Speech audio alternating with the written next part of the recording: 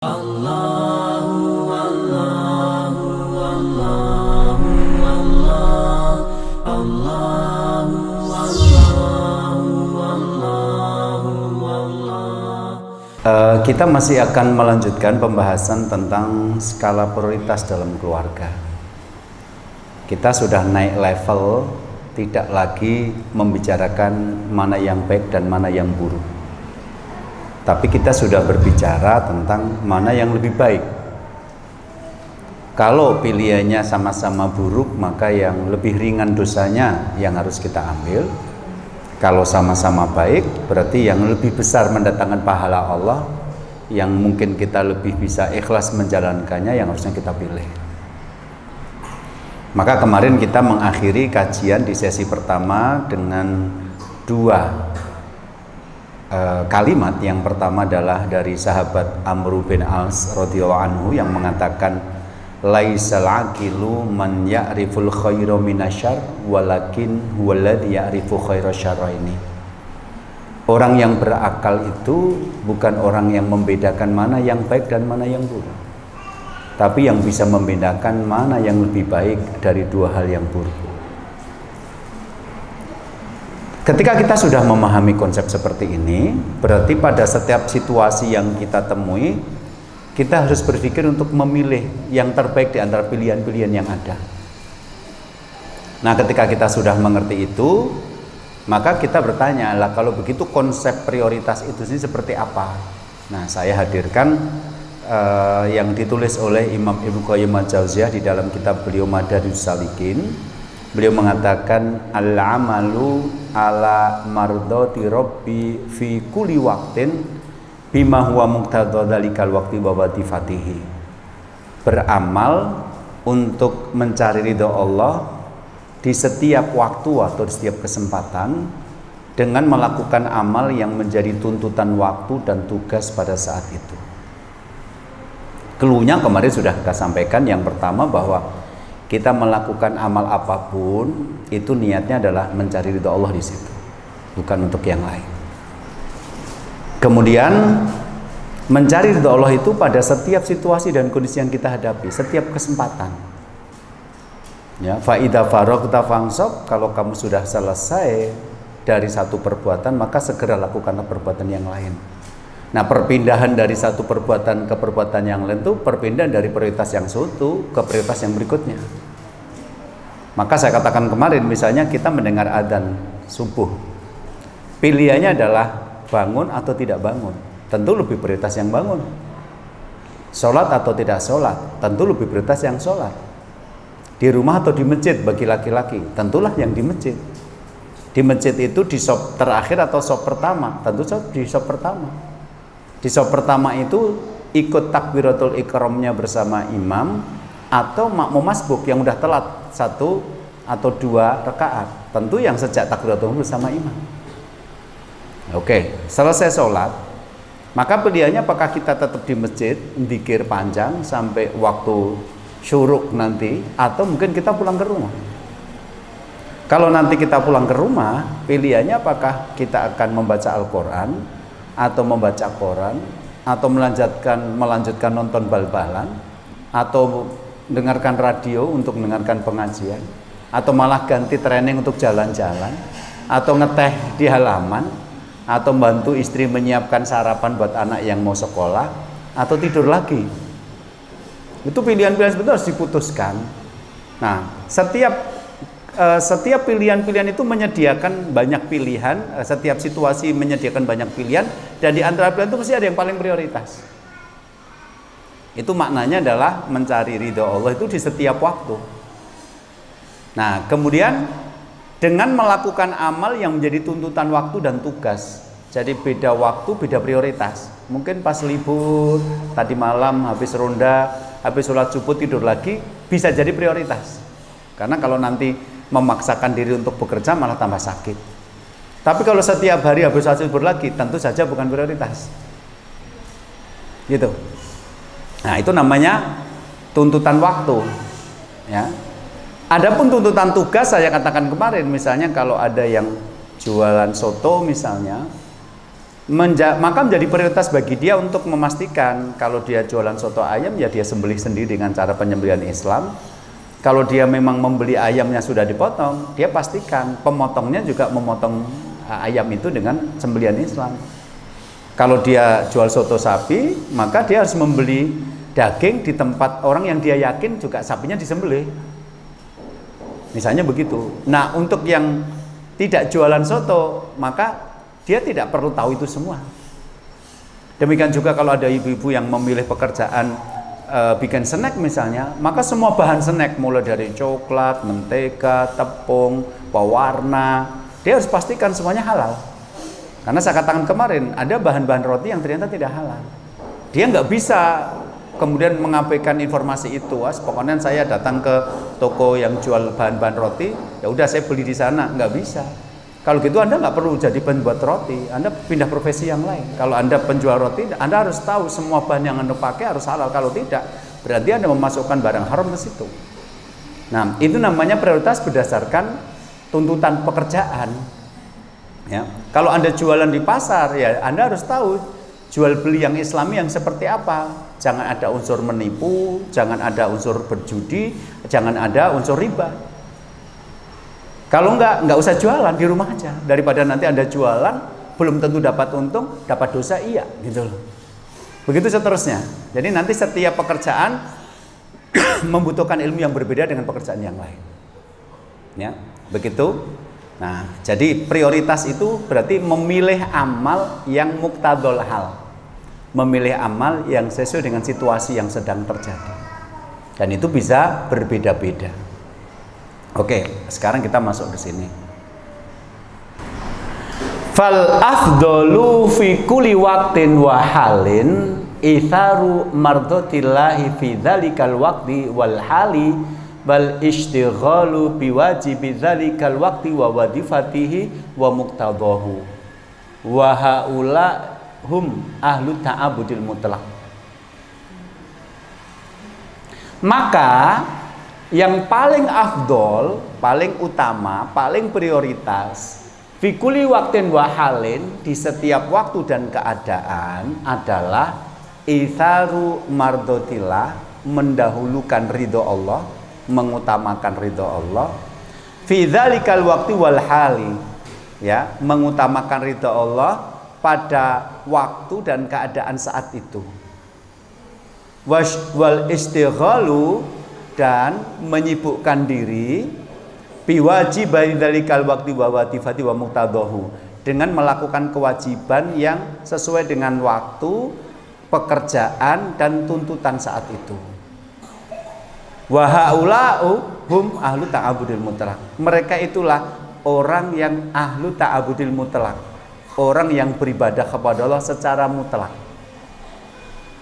Ya. Jadi maksudnya begini. Setelah definisi tentang yang prioritas itu yang mana tadi sudah saya sampaikan, yaitu melakukan amal dalam rangka mencari ridha Allah di setiap kesempatan. Caranya dengan melakukan amal yang menjadi tuntutan waktu dan tugas pada saat itu. Ya, oke, sudah kita pahami. Maka amalan yang nanti menjadi paling utama, paling prioritas, paling afdol di setiap waktu dan keadaan adalah mendahulukan ridho Allah pada waktu dan keadaan itu dengan cara menyibukkan diri dengan kewajiban-kewajiban yang sesuai dengan tuntutan waktu, pekerjaan dan muqtadha yang dituntut dalam keadaan itu. Mereka yang bisa melakukan seperti ini adalah ahlu ta'abudil mutlaq, orang yang beribadah kepada Allah dengan mutlak. Maksudnya mutlak itu gini, dia tidak bermain dengan perasaan, tapi dia menyerahkan yang saya pelajari dalam Islam, yang saya jalan dalam Islam adalah yang saat ini saya butuhkan apa. Jadi misalnya begini, ada ibu-ibu mungkin nggak suka dengan materi tentang jihad fisabilillah, terus nanti menghindari pengajian-pengajian model seperti itu. Padahal pada saat-saat tertentu kita harus juga mempelajari tema-tema seperti itu. Mungkin bapak-bapak nggak suka kajian-kajian tentang tema keluarga sakinah. Tapi pada saat-saat tertentu, kamu harus jadi bapak. Dan menjadi bapak itu butuh ilmu. Kamu harus menjadi suami. Dan jadi suami itu butuh ilmu. Nah, kalau kamu tidak mempelajarinya, kamu berjenggot, kamu ngomong jihad, tapi kamu bukan suami yang baik dan kamu bukan bapak yang baik. Nanti akan muncul orang-orang seperti itu. Jadi orang-orang yang menghindari tema-tema tertentu. Saya nggak suka pengajian kayak gitu, terlalu feminim. Saya pengennya yang maskulin, gitu kan. Jadi materi tentang jihad, terus sampai di rumah itu kayak melihat istri sama anaknya kayak lihat pasukan musuh. Jadi bawaannya cuma bertengkar terus di rumah gitu loh. Ya kan ada beberapa istri yang merasa bahwa suaminya kok di rumah itu kayak panglima perang, bukan kayak suami gitu loh. Nah, untuk panglima perang itu tolong bajunya ditinggal di luar. Kalau berangkat jihad, masuk rumah ketemu anak, kamu adalah bapak. Pelajari ilmu tentang bagaimana menjadi bapak yang baik.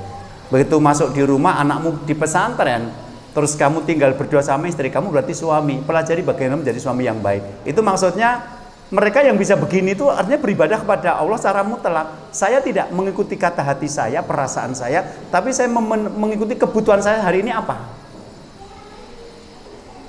Kebutuhan saya ini dapat undangan dari sekolahan untuk kelas parenting. Nggak bisa kelas parenting cuma diserahkan sama ibunya. Pokoknya kamu pergi.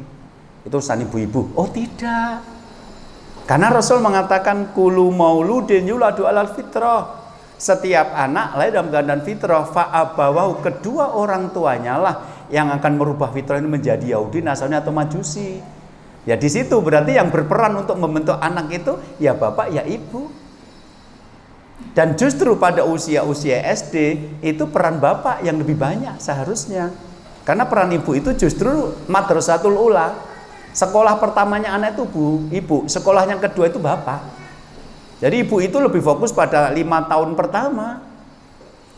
Nanti kalau sudah 5 tahun pertama, itu bapak yang harusnya mengambil alih pendidikan. Lah ibu ngapain? Ya mikir adiknya, masuk rantai adik, gitu ya.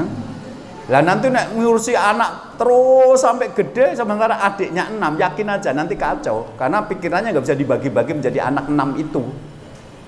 Ada saatnya ketika ibu harus lebih fokus kepada adiknya karena kakaknya sudah diambil alih loh sama bapaknya.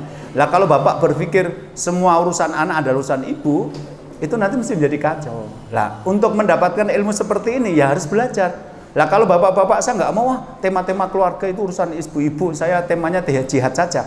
Justru Anda menjadi tidak menerima Islam secara utuh. Islam itu utuh.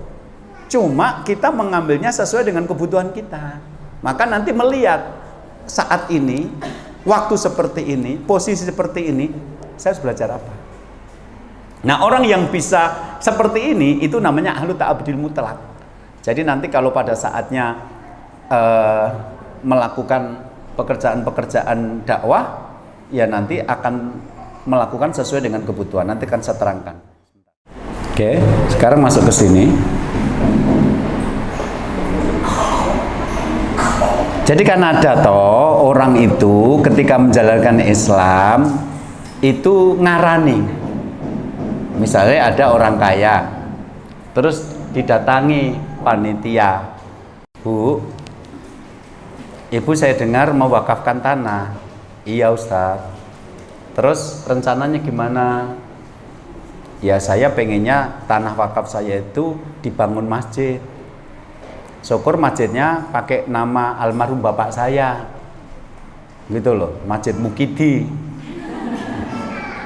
Kenapa? Karena pesannya almarhum seperti itu. Kenapa? Karena ibu ini mendengar dalil, man bana masjidan fid dunya bana faitan bil jannah. Barang siapa yang membangun masjid di dunia, maka dia membangun rumah di surga. Niat ini baik, mewakafkan tanah agar dibangun masjid di atasnya, itu baik. Tapi seringkali tidak menjadi prioritas. Kenapa tidak menjadi prioritas? Karena di kampung itu masjid sudah banyak. Saya pernah menemukan itu ada satu kelurahan itu masjidnya 25 coba. Coba dibangun satu saja tapi yang gede bisa menampung 10.000 jamaah. Mungkin lebih baik begitu. Kenapa? Karena kita cuma butuh satu imam yang suaranya merdu. Begitu masjidnya 25, yang merdu cuma 2, yang 23 suaranya nggak jelas. Bacaannya terbatas, hafalannya terbatas, Jadi beberapa masjid kalau kita jadi makmum, telinga kita kering. Kenapa? Lah ini nggak merdu. Hafalannya cuma juz amati ulang-ulang, sudah gitu suaranya palas-palas kering. Gimana coba? Saya pernah bermakmum di belakang seorang hafid Quran, tapi suaranya nggak merdu, nggak enak. Belum lagi nanti kalau jamaah itu ada masalah, terlalu banyak orang yang jadi takmir masjid, kadang-kadang orang bodoh menjawab pertanyaan. Coba kalau kita masjidnya cuma 1 atau 2 saja, mungkin kita bisa menyeleksi imam masjidnya yang paling bagus bacaannya, yang nanti kalau nanya ilmu-ilmu agama yang betul-betul sekolahnya sekolah jurusan agama, jadi umat tidak nanya kepada setiap orang yang kadang-kadang tidak berhak untuk menjawab karena ilmunya belum nyampe. Nah, sementara di situ banyak lulusan SMA yang tidak melanjutkan kuliah. Terus panitia ngomong, Bu, bagaimana kalau wakaf ibu, tanahnya itu kita bangun balai latihan kerja. Nanti paling ada musola kecil, Bu, tapi di situ remaja-remaja lulusan SMA di sini yang tidak punya biaya untuk kuliah, kita didik agar mereka punya keterampilan. Setelah itu kita salurkan di pekerjaan-pekerjaan yang ada. Kalau untuk kebutuhan umat, harusnya ibu ini mikir, karena tidak semua orang bisa berpikir bahwa kita juga butuh tanah untuk balai latihan kerja. Kita juga butuh tanah untuk gedung pertemuan umat Islam. Kita juga butuh ruangan untuk mengadakan kegiatan-kegiatan yang berbau keumatan. Jadi tidak semuanya larinya ke masjid. Nah, kalau orang berpikir, saya nggak mau, pokoknya kalau nggak masjid enggak. Berarti orang ini kan pakai perasaan, bukan pakai kebutuhan. Kalau pakai kebutuhan, ya udah ya, masjid sudah banyak kok. Kalau semua orang bangun masjid, nanti rumah kita, kampung kita berjalan masjid. Ya udah, khusus untuk tanah wakaf saya rela kok tanahnya dipakai buat bangun latihan kerja. Ini namanya prioritas. Ini namanya mengikuti muktadol hal, mengikuti tuntutan keadaan. Kita butuh tempat untuk menampung anak-anak muda kita mendapatkan latihan kerja daripada sekedar kita nanti bangun masjid, sudah itu bingung nyari dana, habis itu bingung cari imam, habis itu bingung ada masjid yang ternyata ajannya cuma subuh tok sama maghrib sama isya, asar sama duhur, nggak ada yang adzan karena kampung itu pergi semua. Nah, orang yang bisa berpikir begini berarti dia menerima Islam secara mutlak. Dia mengikuti. Lah umat butuhnya apa? Bukan pokoknya saya masjid, kalau nggak masjid titik saya nggak mau bantu. Selesai. Bahkan bukan hanya wakaf tanah, ada orang-orang tertentu itu kalau dimintai uang itu hanya mau kalau uang untuk bangun masjid. Selain bangun masjid dia nggak mau. Loh, kan kebutuhan kita bukan cuma bangun masjid. Mungkin ada di sekitar kita janda-janda yang dulu suaminya takmir masjid, sekarang sudah meninggal dunia. Lah, mereka butuh disantuni. Nah, gimana cara mencari uang untuk nyantuni janda? Kalau semua orang pengennya uangnya keluar untuk membangun masjid, coba. Nanti masjidnya jadi, jandanya murtad. Nah, itu jadi masalah nanti. Jadi yang bisa berpikir begitu tuh yang paham tentang skala prioritas.